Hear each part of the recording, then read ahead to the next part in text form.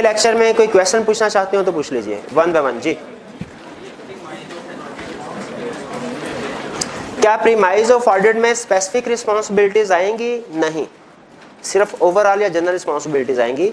Exam question में भी जब हमसे वो किसी स्पेसिफिकली रिस्पॉन्सिबिलिटी के बारे में पूछे ना, रिलेटेड पार्टी या गोइंग कंसर्न या फ्रॉड या सब्सिक्वेंट इवेंट, तो फिर बताएंगे स्पेसिफिक, वरना जनरल रिस्पॉन्सिबिलिटीज ही बताएंगे। तो प्रीमाइज में स्पेसिफिक रिस्पॉन्सिबिलिटीज नहीं आएंगी, सिर्फ जनरल रिस्पॉन्सिबिलिटीज आएंगी ओवरऑल जी। जी स्पेसिफिक देखिए, जो ओवरऑल रिस्पॉन्सिबिलिटीज हैं वो है सारी फाइनेंशियल स्टेटमेंट्स के हवाले से कि हमने ओवरऑल फाइनेंशियल स्टेटमेंट्स को प्रिपेयर करना है, इंटरनल कंट्रोल डिजाइन इंप्लीमेंट करना है और ऑडिटर को इन्फॉर्मेशन प्रोवाइड करनी है। अब इसमें उसने स्पेसिफाई नहीं किया कि कौन सी इन्फॉर्मेशन, रिलेटेड पार्टी की या गोइंग कंसर्न की या सब्सिक्वेंट इवेंट की, स्पेसिफाई तो नहीं किया। उसने कहा जो भी इन्फॉर्मेशन पूछेगा वो बता देनी है, ठीक है। तो ये हमारी ओवरऑल रिस्पॉन्सिबिलिटी है, ठीक है। जो स्पेसिफिक में हम स्पेसिफिकली सिर्फ उन्हीं रिस्पॉन्सिबिलिटीज के हवाले से बताते हैं कि मैनेजमेंट की जिम्मेदारी, उसमें हम कोई इस तरह की बात पढ़ेंगे कि मैनेजमेंट की जिम्मेदारी है जितनी भी रिलेटेड पार्टीज है उनके बारे में ऑडिटर को बताए। मैनेजमेंट की रिस्पॉन्सिबिलिटी है कि जितने भी सब्सिक्वेंट इवेंट उन्होंने आइडेंटिफाई किया उनके बारे में ऑडिटर को बताए, ठीक है। तो वो स्पेसिफिकली डिस्कस करेंगे, एरिया स्पेसिफिक रिस्पॉन्सिबिलिटीज होती हैं। ओवरऑल में सिर्फ हमारे 3 पॉइंट। और कोई क्वेश्चन? जी, ये स्टडी टिप जो होती है क्या हमने याद करनी होती है? इसका जवाब है यस, स्टडी टिप भी आपने पढ़नी है, याद करनी होती है। और ये बेसिकली ज्यादा अहम पॉइंट को बताने के लिए यूज की जाती है, हाईलाइट करने के लिए यूज की जाती है। तो इसको आपने स्किप नहीं करना। इसमें या तो कोई ऐसी बात बताई जाती है जो एग्जाम पॉइंट हो से अहम है, कोई एग्जाम टिप वगैरह, या ऐसी बातें बताई जाती हैं जो कि कंपैरेटिवली ज्यादा अहम है। इनको आपने छोड़ना नहीं है, याद करना है। इसमें स्टडी टिप को डेफिनेशन में लिख सकते हैं। ये स्टडी टिप में क्या कह रहा है? हाँ जी बिल्कुल, अभी ये स्टडी टिप में उसने basically premise of an audit को डिफाइन किया है। तो ये स्टडी टिप असल में यहाँ पे जो लर्निंग ऑब्जेक्टिव 4 में है, ये प्रीमाइज ऑफ एन ऑडिट की डेफिनेशन ही है, ठीक। लर्निंग ऑब्जेक्टिव 3 में, जी जी, लर्निंग ऑब्जेक्टिव 3 में भी नहीं, लर्निंग ऑब्जेक्टिव 3 में वो डेफिनेशन का हिस्सा नहीं है। वो आपको सिर्फ वैसे बताया है कि ये दोनों terms, true financial statements give true and fair view, और दूसरी टर्म में financial statements present Fairlie in all material respect. कहता है ये दोनों 100% एक जैसी टर्म है। तो कहीं पे एक टर्म यूज होती है, कहीं पे दूसरी यूज। पाकिस्तान में जो टर्म यूज की जाती है ज्यादा, वो financial statements give true and fair view, ये टर्म यूज की जाती है। हो सकता है दुनिया के किसी दूसरे कोने में दूसरा फ्रेज यूज किया जाता हो। तो वो दोनों का मतलब एक ही, ऐसे परेशान नहीं होना हमने जी। और कोई क्वेश्चन? कोई क्वेश्चन नहीं? आज के लेक्चर की तरफ चलें।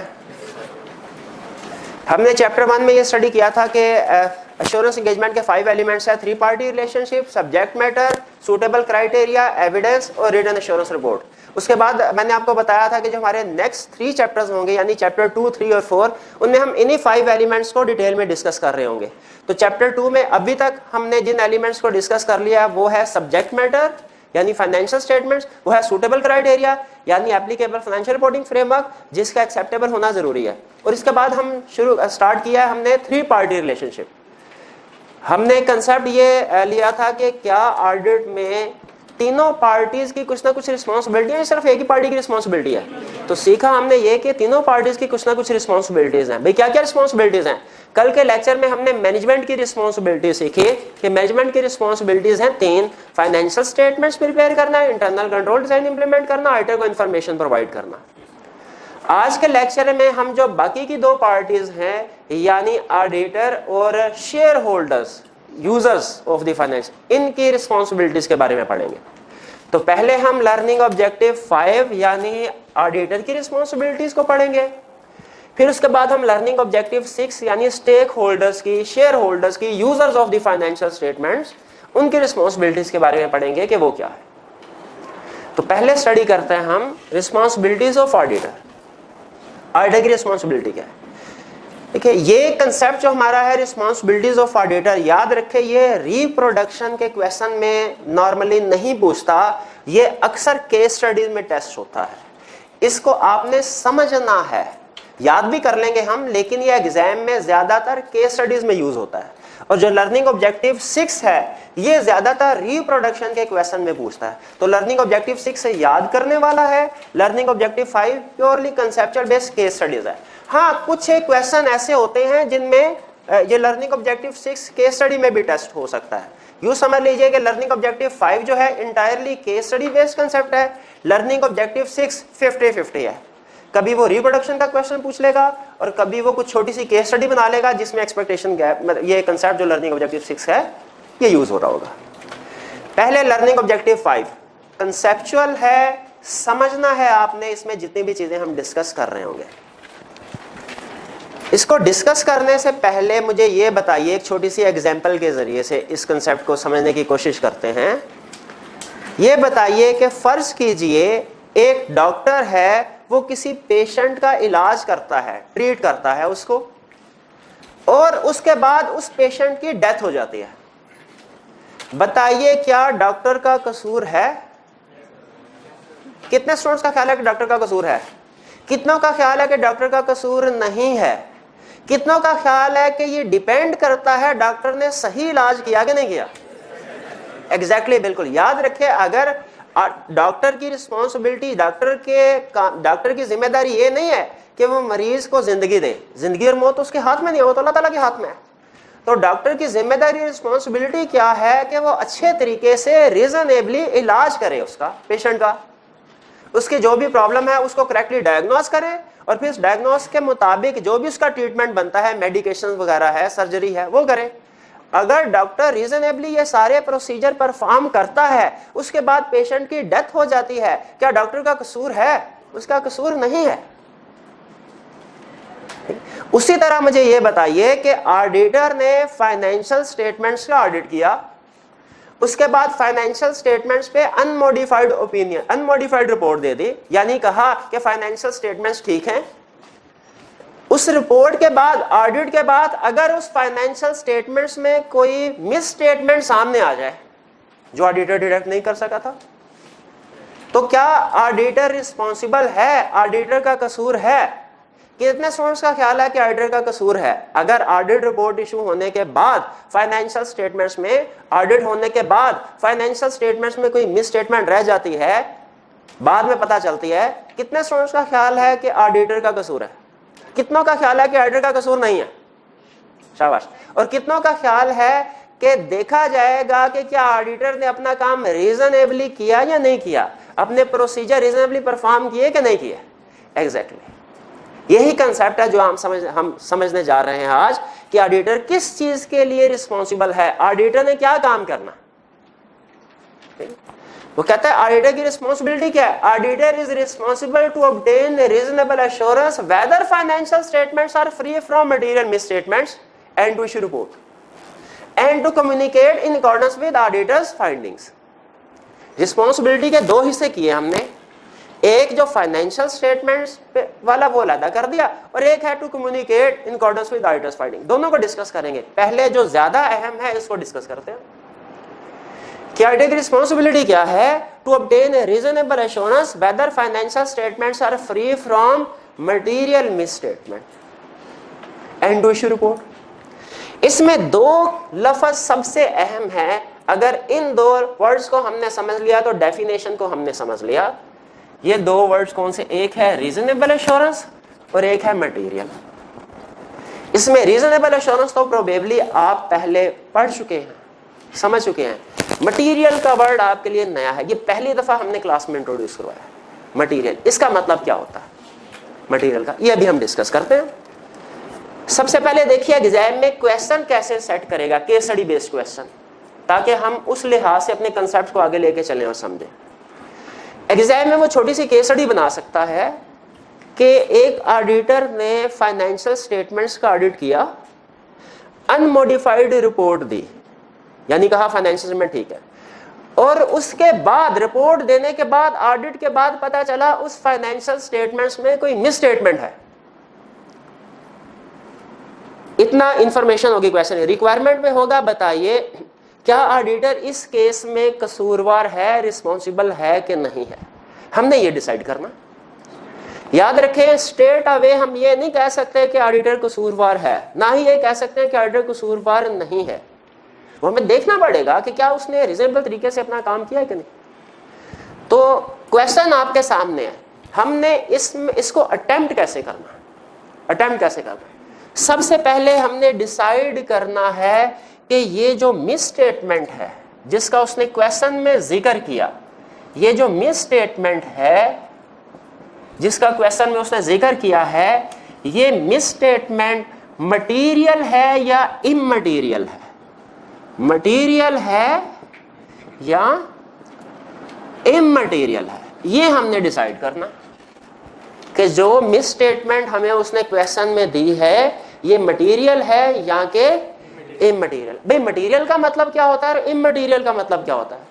देखिए टेक्निकली तो हम बाद में कभी सीखेंगे, अभी कंसेप्चुअली आपको बता देता हूं उनका मतलब क्या होता है। इन शॉर्ट, मटीरियल का मतलब होता है वो चीज जो अहम है, और इममटीरियल का मतलब है वो चीज जो अहम नहीं है। भाई जो चीज मटीरियल नहीं इसका मतलब वो इममटीरियल, अपोजिट है। इममटीरियल मटीरियल का अपोजिट। मटीरियल का मतलब वो चीज जो अहम है, और इममटीरियल का मतलब वो चीज जो अहम नहीं है।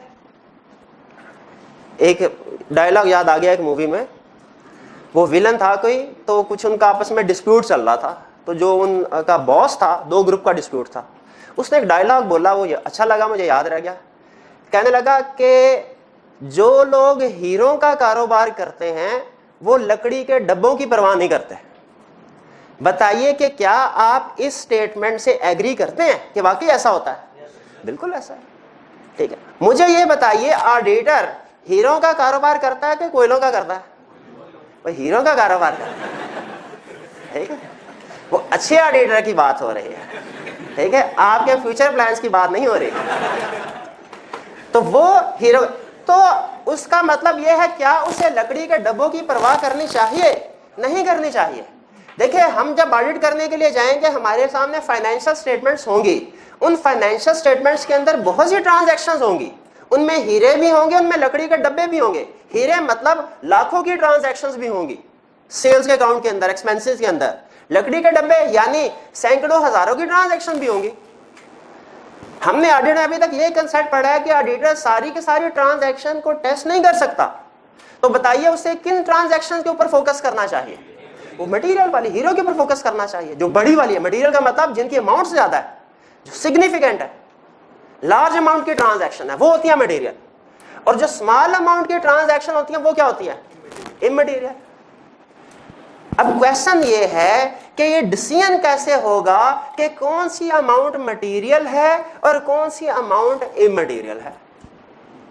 इसके लिए हमने ऑडिटिंग स्टैंडर्ड्स देखे। ऑडिटिंग स्टैंडर्ड को खोला, उसमें एक जगह पे लिखा हुआ था, उन्होंने कहा कौन सी अमाउंट मटेरियल है, ट्रांजैक्शन मटेरियल, कौन सी इममटेरियल है, हम आपको बताने लगे हैं। लेकिन एक चीज ध्यान में रखिएगा, हम आपको कोई अमाउंट नहीं बताएंगे एक स्पेसिफिक कि ये मटेरियल होती है, इससे कम इममटेरियल है। हम आपको एक फार्मूला बताएंगे, फार्मूला बताएंगे। भाई अमाउंट क्यों नहीं बताएंगे? जैसे फर्ज कीजिए आप स्टूडेंट है, मैं आपसे पूछता हूं, बताइए आपके लिए 5000 आपकी जो नॉर्मल अर्निंग है एक महीने की, एक्सपेंसेस हैं, उनके मुताबिक 5000 आपके लिए मटेरियल है कि इममटेरियल? ज्यादातर स्टूडेंट में मटेरियल होगा, लेकिन अगर आप मेरे से पूछें इममटेरियल भैया, मतलब किसी भी चार्टर्ड अकाउंटेंट से पूछ लें उसके लिए इममटेरियल है। वो कहते हैं इसी तरह याद रखें कि जो एक अमाउंट है वो हो सकता है एक कंपनी के लिए कुछ और मटेरियल हो, दूसरे के लिए कुछ और। छोटी कंपनी के लिए छोटी अमाउंट हो सकता है मटेरियल हो, लेकिन बड़ी कंपनी के लिए हो सकता है बड़ी अमाउंट मटेरियल हो।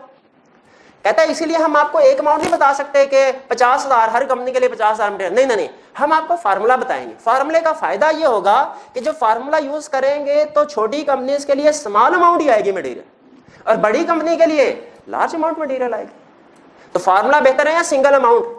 फार्मूला। फार्मूला गौर से सुन लीजिए, देख लीजिए कौन सा है, कैसे पता चलेगा हमें कि कोई अमाउंट मटेरियल है कि इममटेरियल।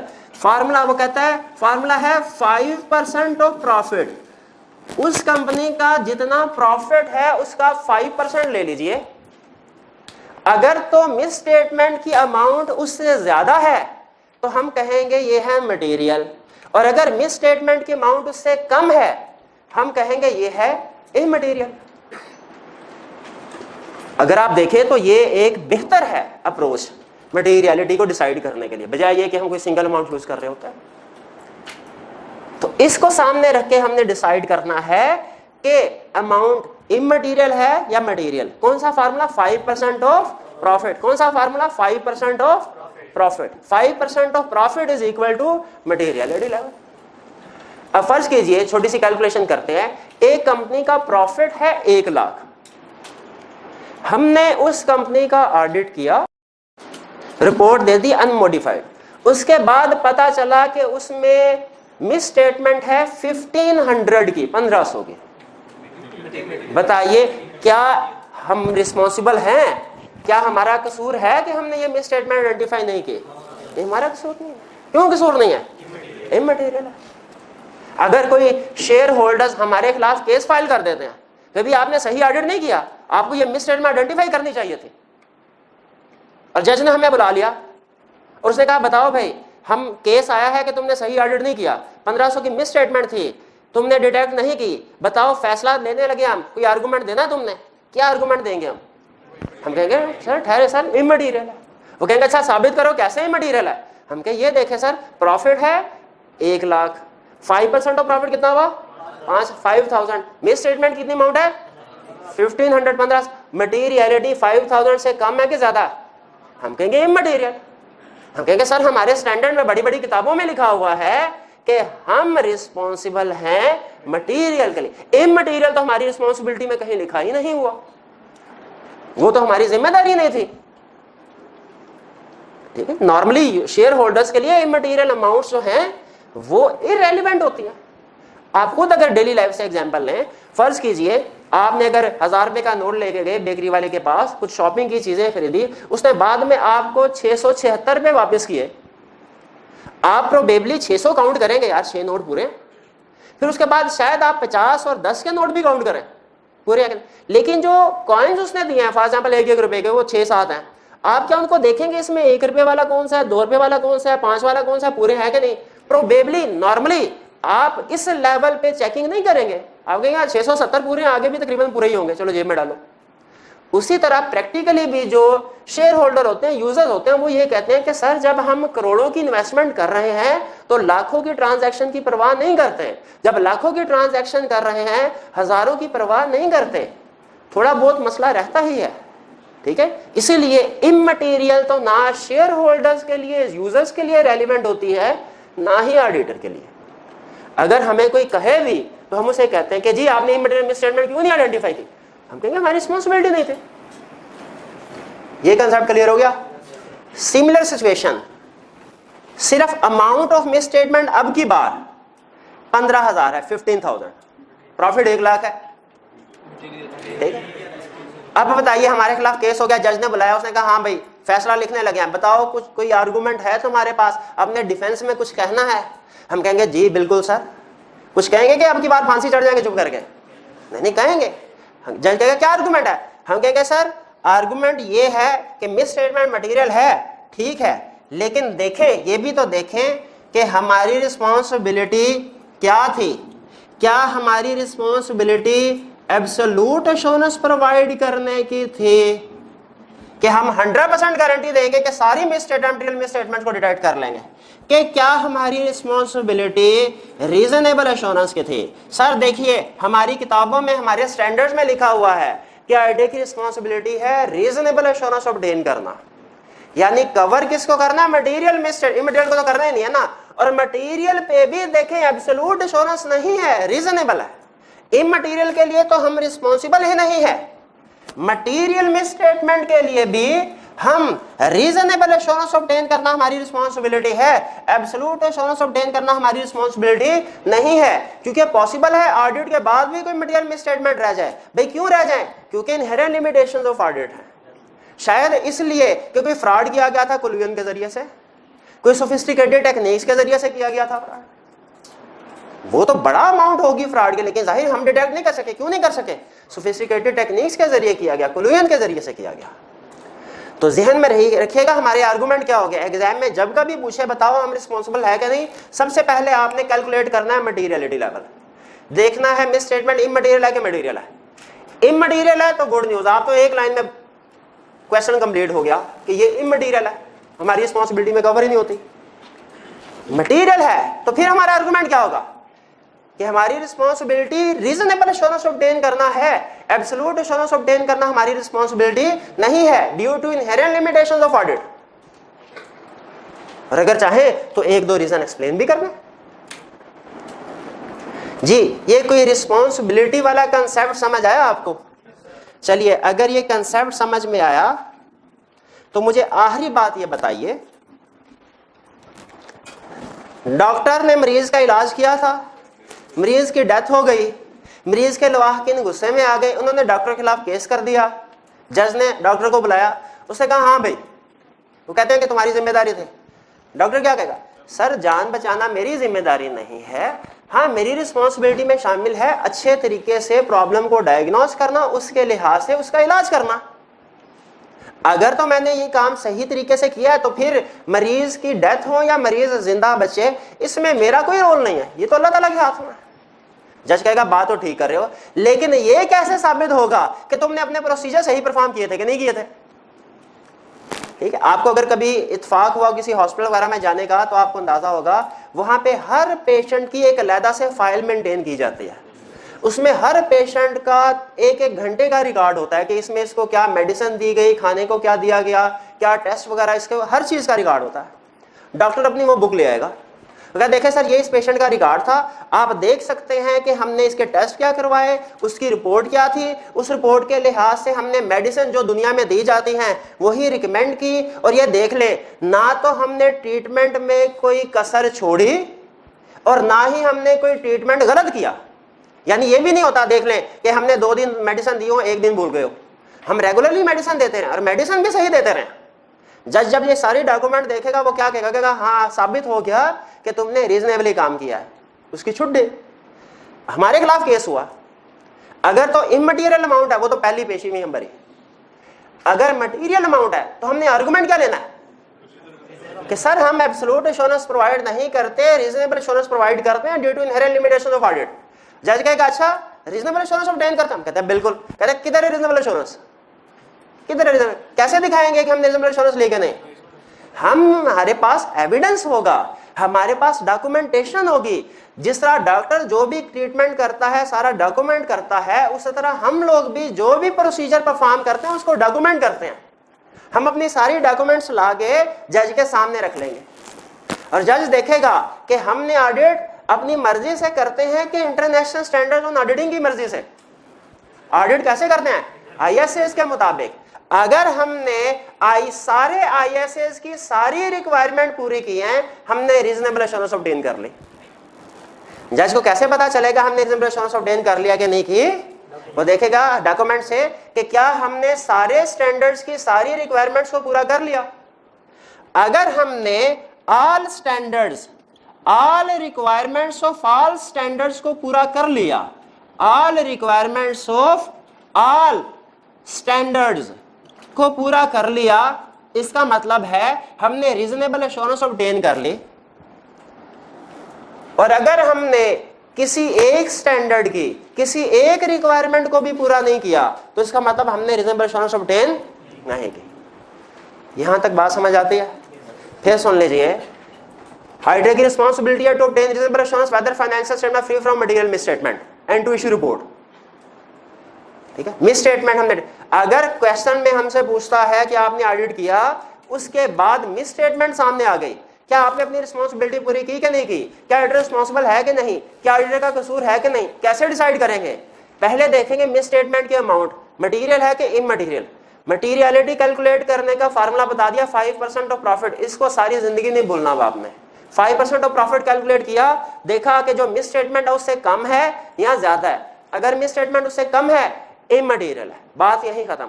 अगर मिस स्टेटमेंट उससे ज्यादा है उस मटेरियलिटी, इसका मतलब मटेरियल मिस स्टेटमेंट है। इसमें फिर हम क्या कहेंगे कि सर हमारी रिस्पांसिबिलिटी एब्सोल्यूट एश्योरेंस प्रोवाइड करना नहीं है, रीजनेबल एश्योरेंस प्रोवाइड करना है due to inherent limitations of audit. और कैसे साबित करेंगे कि हमने रीजनेबल एश्योरेंस ऑब्टेन किया कि नहीं? हम ऑल स्टैंडर्ड्स की ऑल रिक्वायरमेंट्स को पूरा करेंगे। यहां तक कंसेप्ट समझ आता है तो चंद एक छोटे छोटे क्वेश्चंस आपसे पूछता हूं, अगर आपने सही जवाब दे दिए तो इसका मतलब है आप एग्जाम की केस स्टडी अटेम्प्ट करने के काबिल हो गए। पहला क्वेश्चन, फर्ज कीजिए हमारे मैनेजर ने हमें कहा कि भाई तुम इन्वेंट्री का ऑडिट करो। ये तो आपको बताया ना कि ऑडिट करने के लिए एक टीम जाती है, उसमें 8-10 लोग होते हैं नॉर्मली, और जो मैनेजर्स होता है या पार्टनर्स होते हैं वो हर टीम मेंबर को एरिया एलोकेट कर लेते हैं। कभी तुमने 2 एरियाज करने हैं, सेल्स कर लो, डेटर्स कर लो, तुमने 3 एरियाज करने हैं, परचेजेस कर लो, क्रेडिटर्स कर लो और एक्सपेंसेस भी कर लेना, इस तरह एलोकेशन होती है। हमारे मैनेजर ने हमें कहा कि आपने इन्वेंट्री को वेरीफाई करना है। हमने कहा ठीक है। इन्वेंट्री में फर्ज कीजिए जो रेलिवेंट टीम मेंबर था, ऑडिटिंग स्टैंडर्ड में क्या लिखा हुआ है?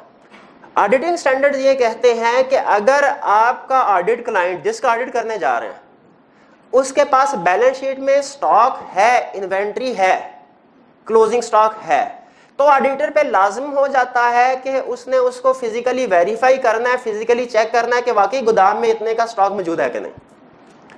हमने क्लाइंट की बैलेंस शीट देखी, उसमें स्टॉक आ रहा था। हमने कहा किधर है? उसने कहा सर ये सियालकोट में है। हमने टीम को भेजा कि जाओ सियालकोट में इनका स्टॉक है, उसको चेक करके आओ। टीम गई और फैसलाबाद घूम फिर के आ गई और वापस आके कहने के साथ स्टॉक है। ऑडिट रिपोर्ट इशू कर दी अनमोडिफाइड। बाद में पता चला कि वो सियालकोट में तो 0 स्टॉक था, वो तो सारे का सारा फेक था। बताइए ऑडिटर रिस्पॉन्सिबल है कि नहीं? ऑडिटर का कसूर है कि नहीं? बिल्कुल है। उसने एक रिक्वायर्ड प्रोसीजर परफॉर्म नहीं किया। ये बात समझे? नेक्स्ट क्वेश्चन,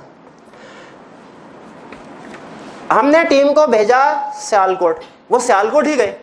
उधर जाके देखा उधर कोई 150-200 इन्वेंट्री आइटम्स थे। आपने हैरान नहीं होना, ये आप सिंपल क्वेश्चन में पढ़ते हैं कि एक इन्वेंट्री, आप बेकरी पे चले जाए ना साथ वाली, वो 50 तरह की इन्वेंट्री तो उसके पास होगी, तो मैन्युफैक्चरिंग कंपनी के पास ज्यादा होती है। उसके पास की फर्ज कीजिए 200 किस्म की इन्वेंट्री थी। क्या हमारे ऊपर लाजिम है कि हमने हर एक इन्वेंट्री आइटम को फिजिकली चेक करना है या सैंपल बेस पे करना? बिल्कुल सैंपल बेस करना, स्टैंडर्ड में लिखा हुआ। हमने सैंपल बेस पे कुछ इन्वेंट्री आइटम को चेक किया, उनमें कोई प्रॉब्लम नहीं थी। वापस आके रिपोर्ट दी इन्वेंट्री ठीक है। बाद में पता चला कि जिस सैंपल को हमने चेक नहीं किया था उसमें मिसस्टेटमेंट थी, ठीक है, वो कोई ऑब्सोलीट स्टॉक था, रिकॉर्ड नहीं हुआ। बताइए क्या ऑडिटर की रिस्पॉन्सिबिलिटी है? ऑडिटर का कसूर है कि नहीं? ऑडिटर का कसूर नहीं है, क्योंकि ऑडिटिंग स्टैंडर्ड हमें इजाजत देते हैं इस बात की कि आप सैम्पलिंग कर सकते हैं। हमने ऑडिटिंग स्टैंडर्ड्स के मुताबिक किया, उनके खिलाफ तो नहीं गए। इसका मतलब हमारी रिस्पॉन्सिबिलिटी पूरी हो गई, हमारी जिम्मेदारी नहीं है अब भी अगर कोई मिस स्टेटमेंट निकल दिया, हमने अपना काम कर लिया। तीसरी सिचुएशन, सियालकोट गई टीम, सैंपल बेस पे कुछ इन्वेंट्री आइटम को चेक किया, जिन आइटम्स को चेक कर रहे थे उनमें कोई मिस स्टेटमेंट थी। जैसे इन्वेंट्री जो थी वो डब्बों में थी, वो ऑडिटर ने देखा, उसने कहा आप क्या करें, डब्बों को खुलवा के देखें कि दूर से ही देख लें। उसने कहा दूर से ही देख लेते हैं, डब्बे पूरे हैं, पर ठीक है। बाद में पता चला वो डब्बे खाली थे या उनके अंदर कोई रेत मिट्टी भरी थी, पत्थर भरे हुए थे और मिस स्टेटमेंट थे। अब हमारी टीम इसको डिटेक्ट नहीं कर सकी, उसने स्टॉक काउंट किया लेकिन दूर दूर से किया, हाथ नहीं लगाया इन्वेंट्री को। बताइए क्या ऑडिटर का कसूर है कि नहीं? बिल्कुल है। यहां पे देखिए उसने प्रोसीजर तो परफॉर्म किया लेकिन सही तरीके से परफॉर्म नहीं किया। हमने ऑल प्रोसीजर परफॉर्म करना है, ऑल स्टैंडर्ड, और सही तरीके से करना है। अगर गलत प्रोसीजर परफॉर्म नहीं करते फिर भी हमारा कसूर, प्रोसीजर परफॉर्म किया लेकिन गलत तरीके से किया फिर भी हमारा कसूर, ठीक है। आगे आपको एक टर्म बताई थी ना, टिक्कू ऑडिट है, वो हमारे क्या करते हैं जूनियर, उन्हें कहा जाए ये चीजें चेक करके आओ, बैंक स्टेटमेंट पेमेंट हुई है कि नहीं। पता सर इतनी लंबी चौड़ी बैंक स्टेटमेंट कहा, पता नहीं कब चेक क्लियर हुआ है, चलो टिक लगा देते हैं बगैर देखे। अब प्रोसीजर परफॉर्म किया है, क्या सही प्रोसीजर परफॉर्म कर रहे हैं? नहीं कर रहे। बाद में अगर कोई मसला हो गया तो जिम्मेदारी होगी आप लोगों की। दूसरी एग्जांपल इन्वेंट्री वाली क्लियर, डेटर की एग्जांपल, ठीक। डेटा देखिए मैंने आपको पहले बताया था केस स्टडी में कंसेप्ट टेस्ट करता है, इसीलिए मैं क्वेश्चन भी ऐसे पूछ रहा हूं आपसे जो केस स्टडी से लिंक कर रहा है। डेटर्स, ऑडिटिंग स्टैंडर्ड ये कहते हैं अगर आप जिस कंपनी का ऑडिट करने जा रहे हैं उसके डेटर्स है, बैलेंस शीट में लिखा हुआ डेटर्स है, फॉर एग्जांपल 75 लाख, तो आपने उन डेटर्स को रिटर्न फॉर्म में लेटर सेंड करना है जिसमें आप उनसे पूछेंगे कि कंपनी ने आपसे इतने पैसे लेने हैं, बताइए आपके मुताबिक कितने पैसे हैं। इसका फायदा ये, इसको कहते हैं कंफर्मेशन लेटर। इस लेटर को जो हम एक्सटर्नल पार्टीज को सेंड करते हैं, ये डेटर के साथ साथ क्रेडिटर को भी भेजा जाता है, लेकिन normally exam point of view से डेटर जाता है हमें। डेटर को कंफर्मेशन लेटर सेंड किया, इसका फायदा ये होता है कि अगर तो कोई फेक डेटर हो वो सामने आ जाता है, उसका जवाब ही नहीं आएगा। और अगर कोई अमाउंट कंपनी ने गलत रिकॉर्ड किया है तो वो जो डेटर है वो जवाब देके कहेगा नहीं सर मेरे मुताबिक तो इतना बैलेंस है। अच्छा, हमारा जिस कंपनी का ऑडिट कर रहे हैं उसकी बैलेंस शीट में डेटर्स थे, हमारी टीम ने कंफर्मेशन लेटर ही सेंड नहीं किया किसी को, बताइए रिस्पॉन्सिबिलिटी पूरी हुई? नहीं। क्या रीजनेबल एश्योरेंस ऑब्टेन की? नहीं की। प्रोसीजर परफॉर्म नहीं किया जो करना चाहिए था। दूसरी एग्जांपल, कंफर्मेशन लेटर सेंड किया, एक पार्टी मिस्टर ए से 10 लाख रुपया लेना था, सेंड किया। अच्छा, आपने अज्यूम करना है कि जितनी भी डिस्कशन हो रही है सब में अमाउंट्स मटेरियल है। 10 लाख बैलेंस सेंड, उस पार्टी ने रिप्लाई किया, उसने कहा नहीं मैंने तो 8 लाख रुपया देना है, 10 लाख तो नहीं देना। हमने लिख दिया कि 10 लाख का जो लेटर आया था एज इट इज अपने वर्किंग पेपर्स में डॉक्यूमेंट्स में ऐड कर दिया, उसके ऊपर कोई मजीद एक्शन नहीं लिया। सिचुएशन समझ आ रही है? 10 लाख का बैलेंस कंफर्म करवाया, जवाब में उस बंदे ने क्या कहा, हमने 8 लाख देना है। एक्सेप्शन या डिफरेंस कितनी अमाउंट की आई? 2 लाख की। ये एक्सेप्शन जो थी इसके ऊपर हमने कोई एक्शन नहीं लिया। बताइए क्या रीजनेबल एश्योरेंस ऑब्टेन कर ले? नहीं की। भाई हमें इन्वेस्टिगेशन करनी चाहिए थी। लग रहा है कि ये 2 लाख शायद फेक रिकॉर्ड किया गया, हमें इन्वेस्टिगेशन फर्दर करनी चाहिए थी कि ये किस वजह से फर्क आया। इन्वेस्टिगेशन नहीं की, स्टैंडर्ड की रिक्वायरमेंट पूरी नहीं। स्टैंडर्ड कहता है ये इन्वेस्टिगेशन करो फर्दर। क्लियर हुई बात? तीसरा केस, हमने कंफर्मेशन लेटर सेंड किया, उस पार्टी ने, ये जरा गौर से सुनेगा, उस पार्टी ने जवाब दिया, बैलेंस था उसने 10 लाख का ही कंफर्म किया, एक्सेप्शन कोई नहीं है, एक्सेप्शन कोई नहीं। हमने अनमोडिफाइड रिपोर्ट इशू कर दी। बाद में पता चला कि वो डेटर जो है वो ट्रांजैक्शन 10 लाख वाली सारी की सारी फेक ट्रांजैक्शन थी। वो डेटर ने बैलेंस इसलिए कंफर्म कर दिया था क्योंकि वो एक रिलेटेड पार्टी थी और मैनेजमेंट के साथ मिलकर कोलूजन कर लिया था उन्होंने, इसलिए उन्होंने कंफर्म कर दिया। क्या इस सिचुएशन में ऑडिटर रिस्पॉन्सिबल है? नहीं है, क्योंकि आपको पता है फ्रॉड जो होता है, जो कोलूजन के जरिए से, सोफिस्टिकेटेड टेक्निक के जरिए से किया जाए, वो हमेशा लिमिटेशन है, उसमें तो हम नहीं उसको नॉर्मली डिटेक्ट कर सकते। क्लियर हुई बात? आखिरी एग्जांपल कैश की। क्लाइंट की बैलेंस शीट में कैश लिखा हुआ था 22 लाख रुपए, हमने चेक ही नहीं किया फिजिकली ये रेंट पे कि कैश मौजूद है कि नहीं। क्या ऑडिटर रिस्पॉन्सिबल है? रीजनेबल एश्योरेंस ऑब्टेन की उसने? नहीं की। अच्छा, कैश काउंट किया, कैश काउंट प्रोसीजर परफॉर्म किया, कैश काउंट किया, लेकिन वो 5-5 हजार के नोट थे, उनके ऊपर लिखा हुआ था ईद मुबारक, हम वो नहीं देख सके और हमने कहा कैश पूरा है, आगे ओके कर दिया। बताइए रीजनेबल एश्योरेंस ऑब्टेन की ऑडिटर ने? नहीं। क्या ऑडिटर रिस्पॉन्सिबल है? बिल्कुल है। क्या अब वो ये कह सकता है सर ये तो फ्रॉड था, मैंने ये थोड़ी डिटेक्ट करना था? नहीं नहीं, फ्रॉड वो वाला डिटेक्ट नहीं करना जो सोफिस्टिकेटेड टेक्निक्स के जरिए, कोलूजन के जरिए से हुआ हो। जो इस तरह का सामने पड़ा हुआ फ्रॉड, इसको तो डिटेक्ट करना ही करना है ना। ये तो आपकी नेग्लिजेंस है अगर आप इस तरह का सीधा सीधा फ्रॉड नहीं डिटेक्ट कर पाते। हाँ, तीसरा केस सुने, कैश था, काउंट करने के लिए गए, वो कैश 5,000 के नोट जाली थे, लेकिन वो इतने अच्छे तरीके से प्रिंट किए गए थे, उनकी कॉपी बनाई गई थी कि आम बंदा उसको आइडेंटिफाई नहीं कर सकता था। आम बंदा, अब हमारी टीम भी उसको आइडेंटिफाई नहीं कर सकी। बताइए अब ऑडिटर रिस्पॉन्सिबल है कि नहीं? अब रिस्पॉन्सिबल नहीं, क्या? क्योंकि अब उसने सोफिस्टिकेटेड टेक्निक्स यूज किए। ठीक है, तो इसी तरह डिफरेंट सिचुएशंस में आपने डिसाइड करना होगा कि ऑडिटर रिस्पॉन्सिबल है कि नहीं, उसने रीजनेबल एश्योरेंस ऑब्टेन की कि नहीं की। तो कर लेंगे, कंसेप्ट आपके सामने, आपने इन्हीं लाइंस के ऊपर चलना है। पहले देखना है मटेरियल के मटेरियल, फिर उसके बाद मटेरियल है तो रीजनेबल एश्योरेंस की तरफ जाना है। अगर तो केस स्टडी में सारे स्टैंडर्ड की रिक्वायरमेंट पूरी की गई, किसी की वायलेशन नहीं हुई, तो हम कहेंगे ऑडिटर की जिम्मेदारी नहीं है, ऑडिटर ने सही काम किया है। अगर किसी स्टैंडर्ड की वायलेशन हो गई है तो फिर इसका मतलब ऑडिटर ने सही काम नहीं किया, रीजनेबल एश्योरेंस ऑब्टेन नहीं की। ओके कर दे इसको। अब आते हैं इस तरफ, ये कंसेप्ट सिंपल है, बल्कि बाकी का लेक्चर जो है वो आसान है। ये कहता है मुझे ये बताइए कि क्या ऑडिटर ने सिर्फ और सिर्फ शेयर होल्डर्स को रिपोर्ट इशू करनी है, या शेयर होल्डर्स के अलावा अगर उसे कोई बड़ी चीज नजर आ जाए, अगर उसे कोई बड़ी चीज नजर आए, कोई फाइंडिंग उसके सामने आ जाए, तो शेयर होल्डर्स के अलावा कुछ दूसरे लोगों को भी कम्युनिकेट करना है उसने। ये बेसिक क्वेश्चन है इस रिस्पॉन्सिबिलिटी में। क्या ऑडिटर की रिस्पॉन्सिबिलिटी, क्या ऑडिटर कुछ दूसरे लोगों को भी कम्युनिकेट करने के लिए रिस्पॉन्सिबल हो सकता है, या सिर्फ शेयर होल्डर के लिए, दूसरे लोगों के लिए कम्युनिकेट? अगर कोई ऐसा इशू सामने आए तो, ठीक है, अगर कोई ऐसा इशू सामने आए तो फॉर एग्जाम्पल कहते हैं क्या डायरेक्टर्स को कोई चीज कम्युनिकेट कर सकता है ऑडिटर? डायरेक्टर्स को कम्युनिकेट कर सकता है, बिल्कुल कर सकता है। दो चीजें, उधर शायद 4 लिखी हुई हैं, फोकस 2 के ऊपर कराना चाह रहा हूं, आगे चल के यूज होंगे ज्यादा। एक इंडिपेंडेंस, ऑडिटर ने डायरेक्टर्स को कम्युनिकेट, देखें ऑडिटर को मैनेजमेंट से, कंपनी से इंडिपेंडेंट होना चाहिए, एग्री करते हैं? ये सिर्फ ऑडिटर का मसला है या कि कंपनी का भी मसला है? दोनों का मसला है ना ये। तो इसीलिए ऑडिटर टाइम ऑफ अपॉइंटमेंट भी ऑडिटर डायरेक्टर्स को बताता है, सर मैं आपसे इंडिपेंडेंट हूं, आपकी कंपनी से। और अगर ऑडिट के दौरान में भी कोई ऐसा इशू अराइज हो जाए जिससे उसकी इंडिपेंडेंस अफेक्ट हो रही हो, तो वो भी उसने डायरेक्टर्स को बताना है।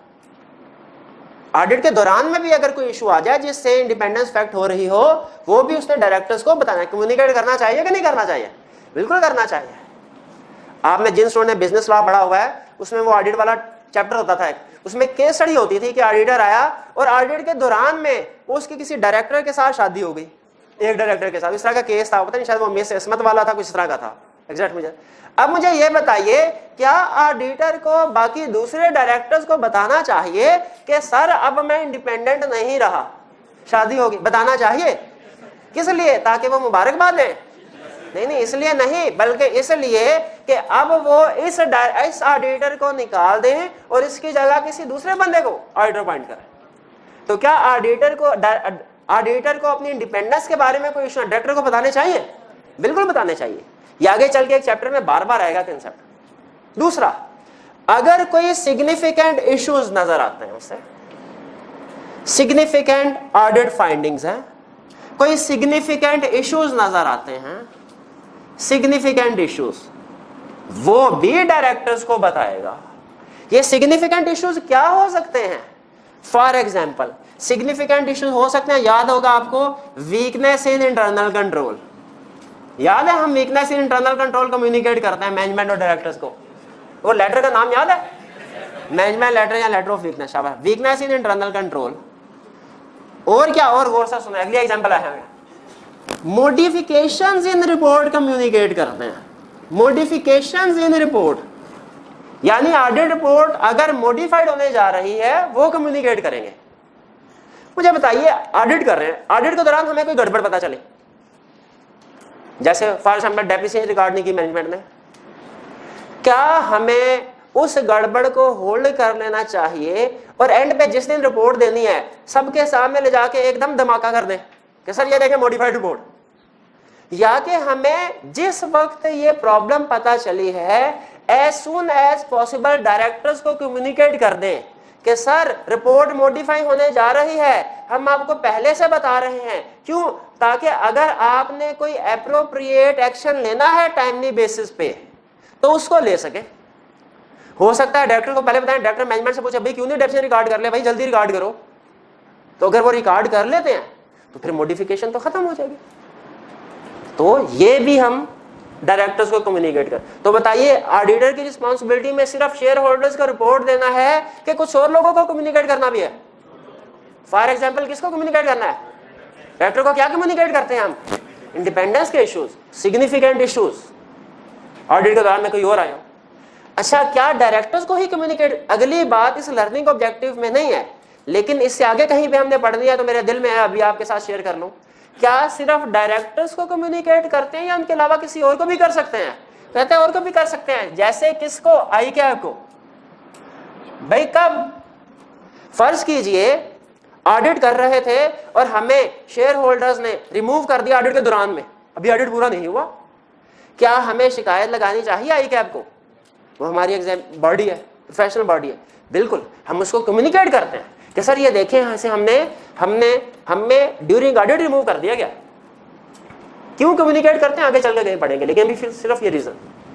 इसके अलावा और किसको कम्युनिकेट कर सकते हैं? रेगुलेटरी अथॉरिटीज को, रेगुलेटरी अथॉरिटीज को, रेगुलेटरी अथॉरिटी। मुझे बताइए, स्टॉक काउंट करने के लिए गए, उधर बोरी पड़ी थी, बोरी को खोल के देखा, अंदर से लाश बरामद हुई। क्या हमारी जिम्मेदारी है कि रेगुलेटरी अथॉरिटीज को, कानून नाफिज करने वाले इदारों को इसकी इतला दें?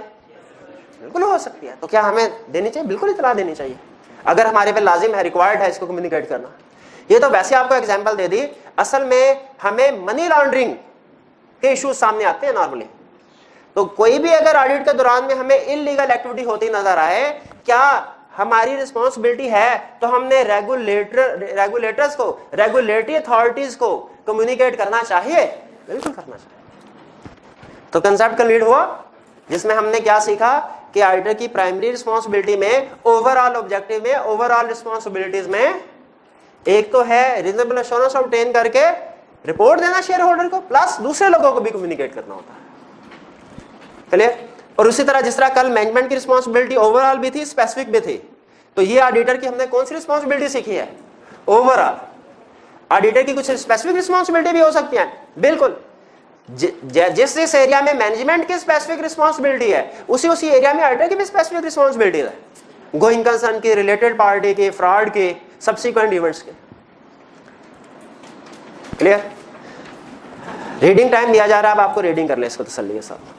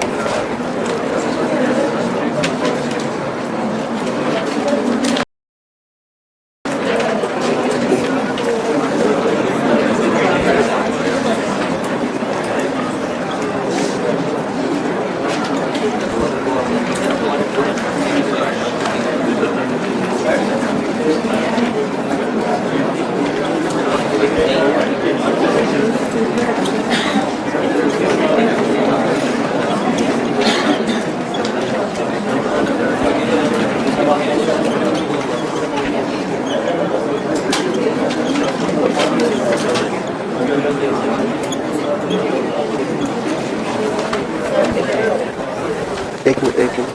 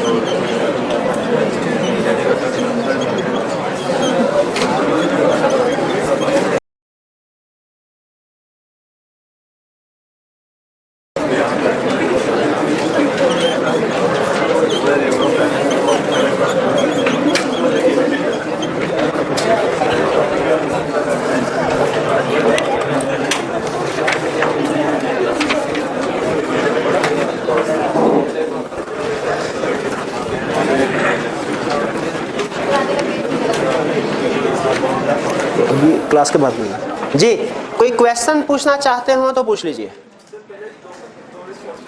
जी। फर्स्ट टू रिस्पॉन्सिबिलिटीज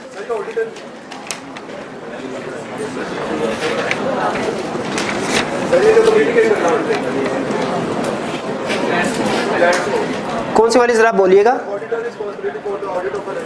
हाँ जी ये बताया मैंने आपको कि ये निस्बतन कम अहम है। ये जो टोटल 4 पॉइंट लिखे हुए हैं आप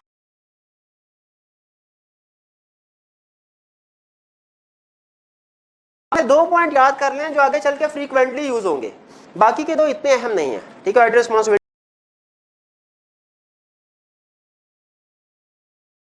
फाइनेंशियल स्टेटमेंट है, ठीक है, उस तरह का इतना अहम नहीं है, लेकिन इसको आप याद कर लीजिए, याद कर लेना हमने, इसके ऊपर ज्यादा हमने सोचना नहीं। जी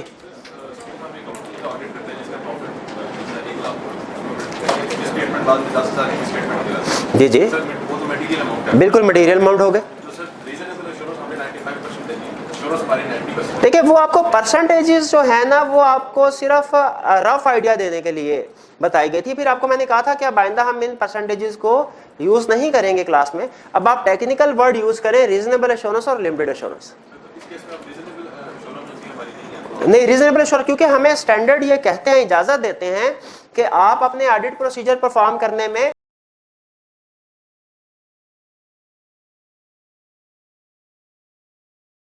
सैम्पलिंग कर सकते हैं। हो सकता है हमने सैम्पलिंग की वजह से जिन आइटम को हमने सैंपल में सेलेक्ट नहीं किया उनमें कोई भी स्टेटमेंट हो। वो जो 95% वाला मैंने वर्ड यूज किया था सिर्फ कंसेप्ट समझाने के लिए था। प्रैक्टिकली 95% से ज्यादा भी हो सकता है सम टाइम और इससे कम भी हो सकता है। ठीक है जी स्टेटमेंट अगर 5000 फॉर एग्जांपल 1 लाख का प्रॉफिट है तो 5% तो स्टेटमेंट वो इक्वल हो जाए 5000 अगर वो इक्वल हो जाए, फर्ज कीजिए हमारा मटेरियल जो प्रॉफिट है 1 लाख है, मटेरियलिटी लेवल हिसाब से आता है हमारा 5000। अगर मिस स्टेटमेंट 5000 से कम की है ए मटेरियल, 5000 से ज्यादा किया मटेरियल, एग्जैक्ट 5000 की है तो फिर भी मटेरियल, फिर भी मटेरियल। और की क्वेश्चन जी जी अच्छा क्वेश्चन नंबर 6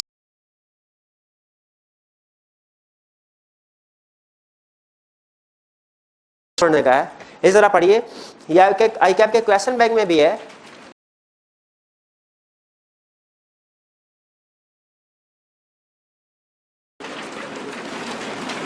पहले तो कुछ उसने इंट्रोडक्टरी हमें लाइन बताई। रिक्वायरमेंट में कह रहा है draft an explanation dealing with the purpose of an external audit. Purpose को अंडरलाइन कीजिए, सबसे अहम लफ्ज यह है पर्पस क्या है एक्सटर्नल ऑडिट का, and its role in the audit of large companies। role in the audit of large company, role का वर्ड की है, कीवर्ड, इसको भी अंडरलाइन कीजिए। For the inclusion in your forms training material, कह रहा गाइड करना है आपने। बताइए पर्पस ऑफ एक्सटर्नल, अब देखें पर्पस हो, ऑब्जेक्टिव हो, रिस्पॉन्सिबिलिटी हो, एक ही बात है। Purpose of auditor, responsibility of auditor, objective of auditor एक ही बात है। और purpose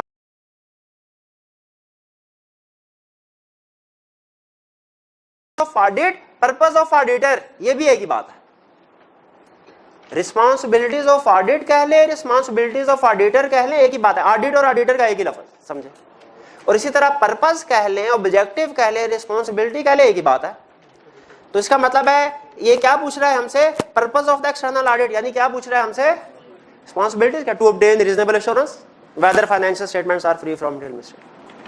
role in the audit of large companies, large companies में रोल क्या होता है, ठीक है, लार्ज कंपनी में ऑडिट का रोल क्या होता है। क्या ऑडिट का लार्ज कंपनी की जिंदगी में कोई रोल होता है? कोई रोल नहीं, एक्स्ट्रा फजूल सी चीज है।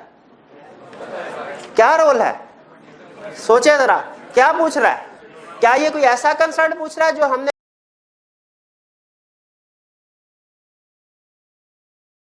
कभी पढ़ा ही नहीं, या कोई ऐसा कंसर्न पूछा जो हमने पढ़ा तो है लेकिन थोड़े अल्फाज उसने चेंज किया ताकि हम घूम जाएं?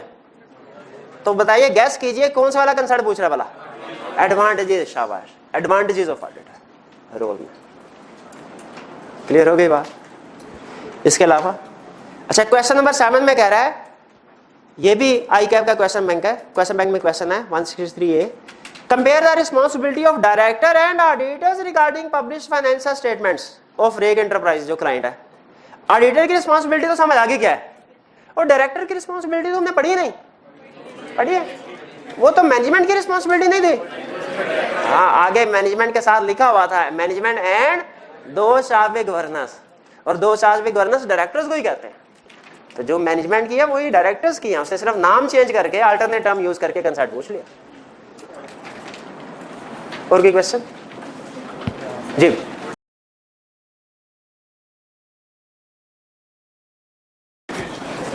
मॉडिफिकेशन इन रिपोर्ट का मतलब है कि अगर आप रिपोर्ट मॉडिफाई करने जा रहे हैं, मॉडिफाइड आपने शुरू के लेक्चर लिए हैं, मॉडिफाइड रिपोर्ट में जब फाइनेंशियल स्टेटमेंट में कोई गड़बड़ नजर आती है तो हम जो रिपोर्ट देते हैं वो मॉडिफाइड। लेकिन अगर हमें गड़बड़ नजर आई, हमने डायरेक्टर्स को बता दी, तो बता देनी चाहिए ना, क्यों? ताकि डायरेक्टर्स टाइमली बेस पे एक्शन लेके उस मसले को ठीक कर लें। अगर वो उस मसले को ठीक कर लेते हैं तो फिर हम मॉडिफाइड रिपोर्ट नहीं देंगे, फिर अनमॉडिफाइड देंगे, क्योंकि मसला तो ठीक हो गया।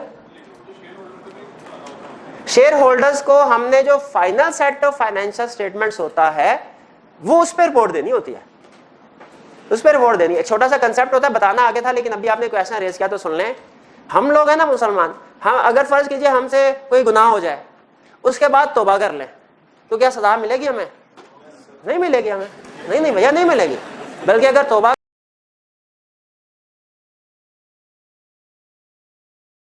कर लें तो वो उल्टा वो गुनाह सवाब में बदल जाते हैं।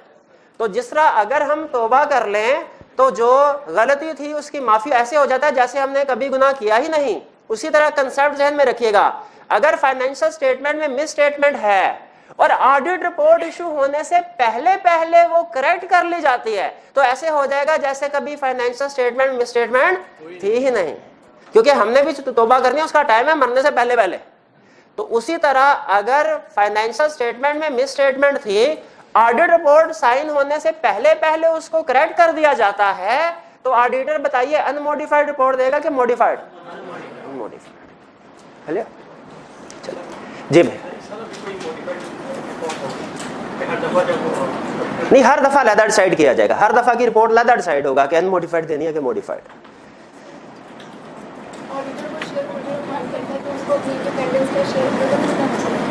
नहीं, वो उसके रिप्रेजेंटेटिव होते हैं, डायरेक्टर्स भी शेयर होल्डर के रिप्रेजेंटेटिव के तौर पे बता रहे हैं। नहीं, वो इसलिए बताता है कि डायरेक्टर्स को अगर कोई इशू है तो शेयर होल्डर को बता दिया जाए। जी, नेक्स्ट कंसेप्ट की तरफ हम जा रहे हैं। नेक्स्ट कंसेप्ट, ये हमारा इजी कंसेप्ट है, 10 मिनट में इंशाल्लाह कंप्लीट हो जाएगा, परेशान होने की जरूरत नहीं। रिस्पॉन्सिबिलिटीज ऑफ शेयर होल्डर, या जिसे हम एक्सपेक्टेशन गैप का नाम भी देते हैं। शेयर होल्डर, देखिए हम कहते हैं शेयर होल्डर का भैया आपकी रिस्पॉन्सिबिलिटी, जब हम कहते हैं ना, इसका ये मतलब नहीं है कि आपने आके हमारे ऑफिस में हमारे साथ हाथ बटाना है, कोई आपने एक्टिव काम करना है, नहीं। आपकी इतनी रिस्पॉन्सिबिलिटी बड़ी है कि आप हमारे बारे में, हमारे प्रोफेशन के बारे में किसी मिसअंडरस्टैंडिंग का शिकार ना हो। एक और इंडियन मूवी का सीन याद आ गया। सीन कुछ ये था कि एक मजदूर, उसका एक छोटा 6-7 साल का बच्चा था, वो सड़क पे खेल रहा था, उसका एक्सीडेंट हो जाता है। अब वो मजदूर बच्चे को अपने हाथों में उठाता है और भागा भागा करीब के अस्पताल।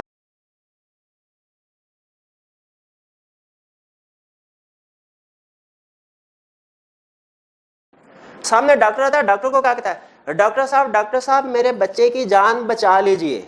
फिर थोड़ा सा गुस्से में कहता है, अगर मेरे बच्चे को कुछ हुआ तो मैं आपके अस्पताल को आग लगा दूंगा। अब डॉक्टर बेचारा परेशान, वो कहता है मैं इसको कैसे बताऊं कि जान बचाना मेरे हाथ में नहीं है, ये तो अल्लाह ताला के हाथ में है। ये हमारे प्रोफेशन के बारे में मिसअंडरस्टैंडिंग का शिकार है, मिसअंडरस्टैंडिंग का शिकार। अब देखिए मिसअंडरस्टैंडिंग का शिकार कौन है, डॉक्टर या वो मजदूर? लेकिन इससे नुकसान किसको होगा? डॉक्टर को। अब डॉक्टर कहता है क्या ही अच्छा होता कि हम लोगों ने एक्सीडेंट से पहले कभी इसको बता दिया होता कि भैया हमारी जिम्मेदारी में जान बचाना नहीं है, तो आज को ये धमकी तो ना सुननी पड़ती। उसी तरह याद रखें, जिस तरह लोग मेडिकल प्रोफेशन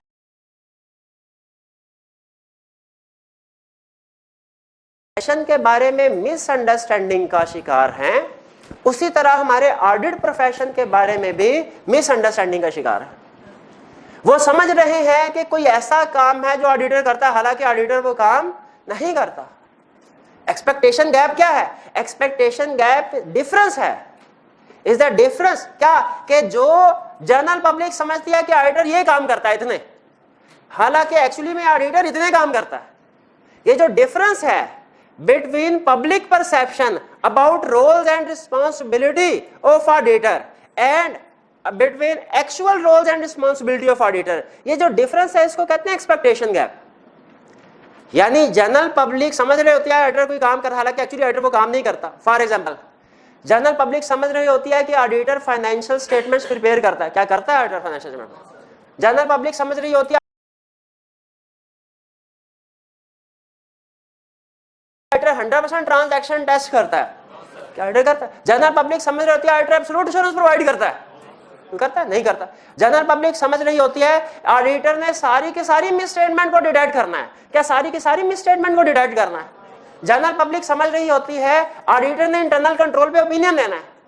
क्या ऑडिटर अपनी रिपोर्ट में इंटरनल कंट्रोल पे ओपिनियन देता है? वो तो सिर्फ फाइनेंशियल स्टेटमेंट के बारे में बताता है रिपोर्ट में, इंटरनल कंट्रोल के बारे में तो नहीं बताता सही है कि गलत है।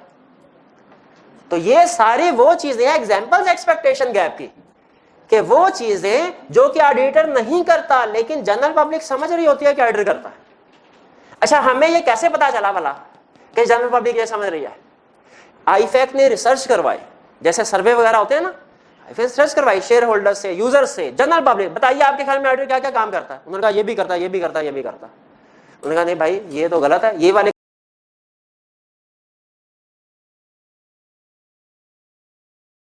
काम तो ऑडिटर नहीं करता।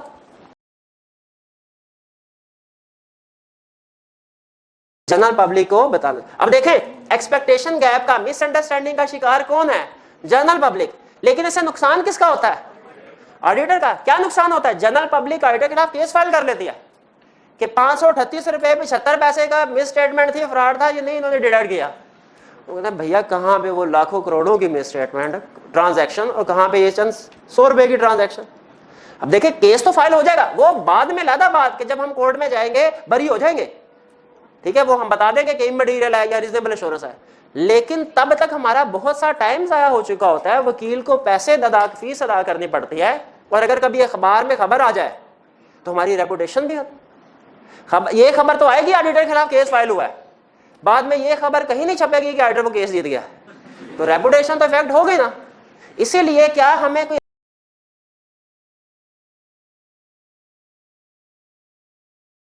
ऐसे एक्शन लेने चाहिए इस एक्सपेक्टेशन गैप को रिड्यूस करने के लिए, कम करने के लिए? बिल्कुल लेने चाहिए।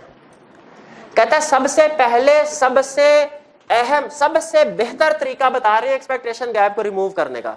अगर आप थोड़ा सा गौर करें ना तो ये जितनी भी रिस्पॉन्सिबिलिटीज, ये मिसअंडरस्टैंडिंग है, ये बेसिकली मैनेजमेंट और ऑडिटर की रिस्पॉन्सिबिलिटी को कंफ्यूज किया गया।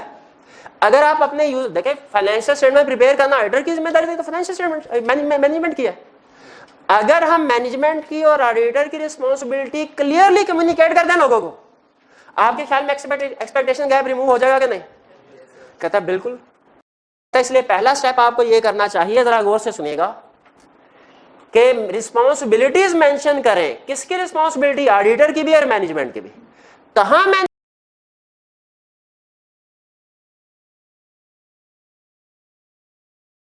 करें? एंगेजमेंट लेटर में और ऑडिट रिपोर्ट में।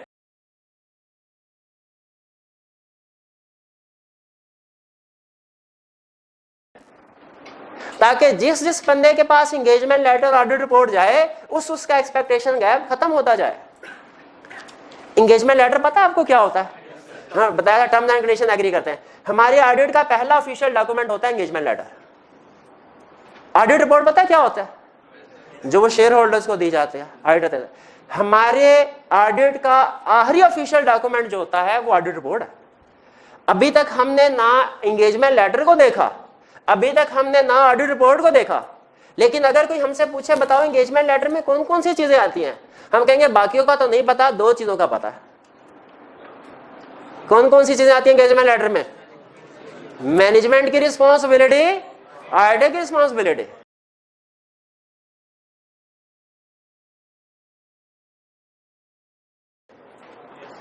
एक्सपेक्टेशन गैप रिमूव करें। कोई हमसे पूछे ऑडिट रिपोर्ट कभी देखी, हमने कहा नहीं देखी। क्या बताओ फिर ऑडिट रिपोर्ट में कौन कौन सी चीजें आती हैं? हम कहे बाकियों का तो नहीं, ये नहीं कहेंगे देखें, बाकियों का तो नहीं पता, दो चीजों का बता देते हैं जो ऑडिट रिपोर्ट में आएगी। कौन कौन सी दो चीजें? मैनेजमेंट की रिस्पॉन्सिबिलिटी, हेड की रिस्पॉन्सिबिलिटी। भाई इंक्लूड करनी चाहिए कि नहीं एंगेजमेंट लेटर। अगला पॉइंट सुनो, expand format of audit report. Audit report का फॉर्मेट एक्सपेंड कर दे, इंप्रूव कर दे, इंक्रीज कर दे, इनहेंस करें, ताकि ज्यादा से ज्यादा इंफॉर्मेशन ऑडिट रिपोर्ट में हो और यूजर जो है मिसअंडरस्टैंडिंग का शिकार ना हो सके। अनफॉर्चुनेटली आईफैक ने हमारी ये सजेशन मान ली। उन्होंने कहा अच्छा ऐसा करो, रिपोर्ट का फॉर्मेट रिवाइज कर दो। ये 3 साल पहले रिवाइज कर दिया उन्होंने। उसने कहा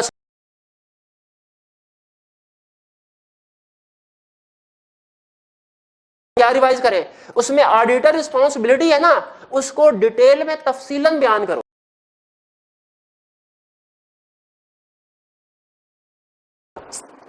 पहले हम सिर्फ इतना रिपोर्ट में लिखा करते थे ऑडिटर रिस्पॉन्सिबिलिटी, यही लाइन।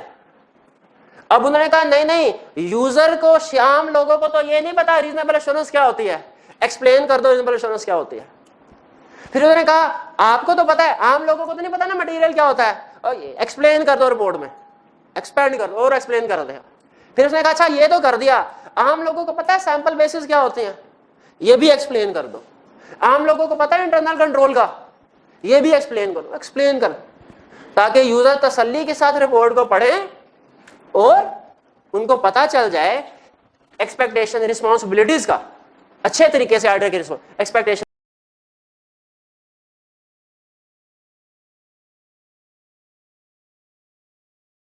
रिमूव हो जाए। पहले रिपोर्ट हमारी तकरीबन 1 सफ़े की हुआ करती थी, अब ये चूंकि एक्सपेंड हो गया फॉर्मेट, अब ये 3-4 सफ़ों की होती है। लेकिन एग्जाम में फिर भी आपने सजेशन दे देनी है कि मजीद एक्सपेंड कर दो, हमारा ठीक है, एक्सपेंड कर दे जी। इसके बाद step taken by SCCP and ICAP. भाई इन लोगों ने क्या स्टेप्स लिए हैं? अब देखें, आपको तो पता है ना, अब ये चीजें ऑडिट की रिस्पॉन्सिबिलिटी नहीं है। कैसे पता चला? ऑडिट में पढ़ा। क्या मैनेजमेंट जो है वो ऑडिट पढ़ती होगी? वो तो अपने अकाउंटिंग स्टैंडर्ड पढ़ती होगी। मैनेजमेंट को कैसे पता चलेगा कि हमारी क्या रिस्पॉन्सिबिलिटी है, ऑडिटर की क्या रिस्पॉन्सिबिलिटी है? क्योंकि रिस्पॉन्सिबिलिटीज वगैरह ऑडिटिंग स्टैंडर्ड में लिखी है जो मैनेजमेंट नहीं पढ़ते। इसका जवाब यह है कि यही रिस्पॉन्सिबिलिटी किसी ऐसे रूल्स में, लॉ में लिख देनी चाहिए जो मैनेजमेंट पढ़ती है। किसमें? कोड ऑफ कॉर्पोरेट गवर्नेंस है उसका नाम, ये मैनेजमेंट पे अप्लाई होता है। तो कोड ऑफ कॉर्पोरेट गवर्नेंस में एससीसी पर आई कि आपने मिलके ऑडिटर की, हम जो ऑडिटर रिस्पॉन्सिबिलिटी पढ़ते हैं, मैनेजमेंट रिस्पॉन्सिबिलिटी ऑडिटिंग स्टैंडर्ड्स में पढ़ते हैं। मैनेजमेंट जब ये रिस्पॉन्सिबिलिटीज पढ़ती है वो कहां से पढ़ती है? कोड ऑफ कॉर्पोरेट गवर्नेंस से, क्योंकि उन्होंने ऑडिटिंग स्टैंडर्ड नहीं पढ़ने। लेकिन दोनों को पता चलना जरूरी है। आखिरी सेशन पब्लिक अवेयरनेस, कहता है आम आवाम को इतला पहुंचा दे इन रिस्पॉन्सिबिलिटीज की। कैसे? मस्जिदों में ऐलान करके? क्या नहीं भैया। क्या अखबार में इश्तिहार दे के? नहीं भैया। क्या फेसबुक पे टैग करके? नहीं भैया, ऐसे नहीं। वो कहते हैं कोई प्रोफेशनल फोरम होना चाहिए। कहते हैं जैसे आईकैप के सेमिनार, आपको पता है आईकैप सेमिनार कंडक्ट करवाता है, उसमें आईकैप स्टैंडर्ड्स को डिस्कस करता है, रिस्पॉन्सिबिलिटीज को डिस्कस करता है। आप वहां पे जाके अटेंड कीजिए, तब आपको समझ आएगी कि रिस्पॉन्सिबिलिटीज क्या है मैनेजमेंट की, क्या है ऑडिटर की, ताकि आइंदा एक्सपेक्टेशन गैप ना हो सके क्रिएट। क्लियर होगी बात? चलिए आज का लेक्चर यहाँ पे खत्म। अच्छा, कल आप लोगों ने घर से 600-700 रुपया साथ एक्स्ट्रा लेके आना है। आज उम्मीद है कि हमारा, आपको था वो 1-2 दिन से मैं पेजेस दे रहा हूँ आपको, तो आज उम्मीद है कि हमारी बुक आ जाएगी वॉल्यूम 1 और वॉल्यूम 2 दोनों। तो आपने कल वो खरीदने होंगे, ठीक है? इसीलिए घर से 600-700 रुपया एक्स्ट्रा। उम्मीद है कि